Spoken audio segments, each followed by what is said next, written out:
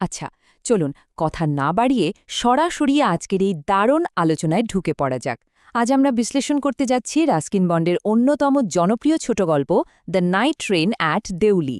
এই আলোচনার মাধ্যমে গল্পের অসাধারণ আবেগঘন দিকগুলো যেমন উঠে আসবে, ঠিক তেমনি পরীক্ষার জন্য প্রয়োজনীয় সব ক্রুশিয়াল তথ্য খুব সহজে আমাদের মনে গেঁথে যাবে। শুরুতেই আমাদের সেই চিরচেনা টিনেজ বয়সের কথা একটু ভাবা যাক তো, যখন মন খারাপের গান শুনতে খুব ভালো লাগত আর মুখ ফুটে একটা কথাও না বলে শুধু চোখের ভাষায় যেন দুনিয়ার সবকিছু বুঝিয়ে দেওয়া যেত। আমাদের গল্পের ১৮ বছর বয়সী কথক ঠিক এই ভাইবটার মধ্যে দিয়ে গেছেন। এই যে একটা কথা আছে না, সত্যিকারের ভালোবাসা নাকি এক অদ্ভুত নীরব ভাষায় কথা বলে। আজকের এই গল্পটা হলো ঠিক সেই অব্যক্ত অনুভূতিরই এক মাস্টারপিস। পর্ব ১, নস্টালজিয়ার রূপকার রাস্কিন বন্ড। এখানে স্ক্রিনে দেখানো মাইল ফলকগুলোর দিকে একটু ভালো করে নজর দেয়া যাক, কারণ এমসিকিউ বা মাল্টিপল চয়েস প্রশ্নের জন্য এই জীবনীটা কিন্তু একেবারে মাস্ট। বিশেষ করে তার ডেবিউ নভেল বা প্রথম উপন্যাস the room on the roof এর নামটা। আর হ্যাঁ, উনি যে বিশেষ পুরস্কারটি পেয়েছিলেন তার উচ্চারণটা খেয়াল রাখবেন, জন লুলেন রেস প্রাইজ। পরীক্ষার প্রশ্নে এগুলো একেবারে কমন টার্গেট, সাথে পরবর্তীতে তার পাওয়া পদ্মশ্রী আর পদ্মভূষণ সম্মাননার কথাও কিন্তু মাথায় রাখতে হবে। গল্পের আলোচনায় একটা শব্দ বারবার উঠে আসে, আর তা হল এভোকেটিভ বা স্মৃতি জাগানিয়া। এর মানেটা কি? মানে হল বন্ড তার লেখায় বাস্তবতার সাথে এমন এক কাব্যিক ছোঁয়া মিশিয়ে দেন যা আমাদের নিমেষেই হিমালয়ের সেই শান্ত স্নিগ্ধ প্রকৃতির ভেতর টেনে নিয়ে যায়। নস্টালজিয়া আর শৈশবের স্মৃতিগুলো যেন একেবারে ম্যাজিকের মতো জীবন্ত হয়ে ওঠে। আমাদের দ্বিতীয় পর্ব, দেউলির একাকী স্টেশন, তরাইয়ের গহীন জঙ্গল। তরাইয়ের জঙ্গলের এই অদ্ভুত শান্ত পরিবেশের গল্পে পরীক্ষার প্রস্তুতির জন্য একটা ভীষণ গুরুত্বপূর্ণ পয়েন্ট হল ভ্রমণের এই নির্দিষ্ট সময়গুলো। কথক তার দিদিমার কাছে দেরাদুনে যেতেন ঠিক মে মাসের শুরুতে, আর ছুটি কাটিয়ে ফিরে আসতেন একেবারে জুলাইয়ের শেষ দিকে। এই সময়কালটা কিন্তু একদম মুখস্থ রাখতে হবে।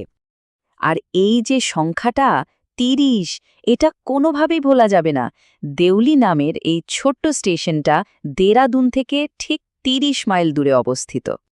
এরপর আসছে ১০, ভোর ঠিক ৫টার সময় ট্রেনটা ওই নিভু নিভু আলোয় স্টেশনে পৌঁছায়, আর গহীন জঙ্গলে আবার ছুটে যাওয়ার আগে মাত্র ১০ মিনিটের জন্য সেখানে থামে। বুঝতেই পারছেন স্টপেজটা ঠিক কতটা ক্ষণস্থায়ী। মজার ব্যাপার হলো এই স্টেশনের প্ল্যাটফর্মে আক্ষরিক অর্থেই কিচ্ছু নেই।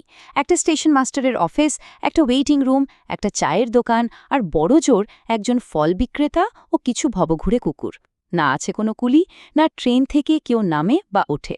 আর এই খাখা শূন্যতায় আমাদের ১৮ বছর বয়সী কথকের মনে একটা তীব্র কৌতূহল জাগায়। স্টেশনের ওই ৪ দেয়ালের পেছনে আসলে কী রহস্য লুকিয়ে আছে। ৩ নম্বর পর্ব, স্ফুলিঙ্গ, এক শীতের সকালে প্রথম দেখা।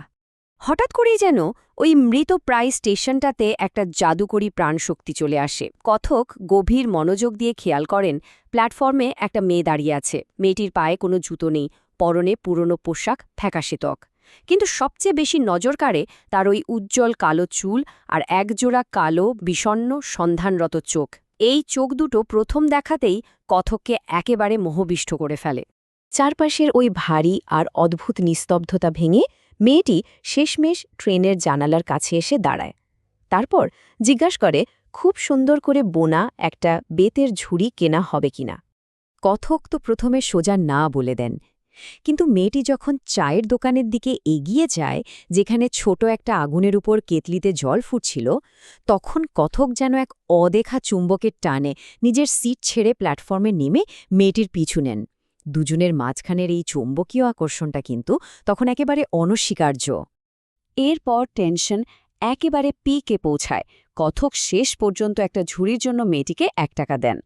আর টাকা দেওয়ার সময় তিনি এতটাই জড়সড় ছিলেন যে মেয়েটির আঙুলগুলো সামান্য ছোঁয়ার সাহসটুকুও পাচ্ছিলেন না। একেবারে পারফেক্ট, অস্বস্তিকর অথচ প্রচণ্ড রোমাঞ্চকর এক টিনএজ রোম্যান্স। কিন্তু ঠিক যখন মেয়েটি কিছু একটা বলতে যাবে, তখনই স্টেশন ছাড়ার তীব্র সব শব্দ, ঘণ্টার আওয়াজ আর ট্রেনের ইঞ্জিনের হিস হিস শব্দ সব কথা ভাসিয়ে নিয়ে যায়। ট্রেনটা প্রবল বেগের সামনে এগিয়ে যায়, আর কথককে বাধ্য হয়ে একরকম ছুটেই নিজের কামরায় গিয়ে উঠতে হয়। তিনি জানালা দিয়ে তাকিয়ে দেখেন মেয়েটি প্ল্যাটফর্মে একা, একেবারে নিশ্চল হয়ে দাঁড়িয়ে আছে। জঙ্গল যখন স্টেশনটিকে পুরোপুরি আড়াল করে দেয়, তখনও মেয়েটির ওই ছবিটা কথকের মনে একেবারে গেঁথে থাকে। দেরাদুনে পৌঁছানোর পর স্মৃতিগুলো সাময়িকভাবে একটু ঝাপসা হয়ে গেল, ফেরার পুরো পথটা কিন্তু তিনি ওই ছবিটা মনে নিয়ে নির্ঘুম কাটিয়ে দেন। 4 নম্বর পর্ব, পুনর্মিলন, ঠিক 2 মাস পর। জুলাইয়ের শেষ দিকে এই ফিরতি যাত্রার সময় কথকের মনে একটা দারুণ অপ্রত্যাশিত উত্তেজনা কাজ করছিল। ট্রেন দেউলি স্টেশনে পৌঁছাতেই মেয়েটিকে দেখে তিনি একেবারে লাফিয়ে ট্রেনের পাদানিতে চলে আসেন। দুজনের দিকে তাকিয়ে একটা খুব পরিচিত মিষ্টি হাসি বিনিময় করেন, একেবারে যেন বহুদিনের পুরনো 2 বন্ধুর দেখা হলো। আর এবার মেয়েটি ট্রেনের অন্য কোথাও না গিয়ে সোজা সেই পুরনো চায়ের দোকানটার কাছেই চলে আসে। এখানেই আমাদের জানতে হবে একটা ভীষণ গুরুত্বপূর্ণ শব্দ, এলোকোয়েন্ট বা বাকপটু। তবে এখানে এর অর্থ হল কোনো কথা না বলেও নিজের মনের ভাব একেবারে স্পষ্টভাবে বুঝিয়ে দেওয়া। এই সম্পর্কটার আসল গভীরতা বুঝতে এই শব্দটা জানা কিন্তু একদম মাস্ট। আর এই উক্তিটা পুরো আলোচনার একেবারে ক্লাইম্যাক্স।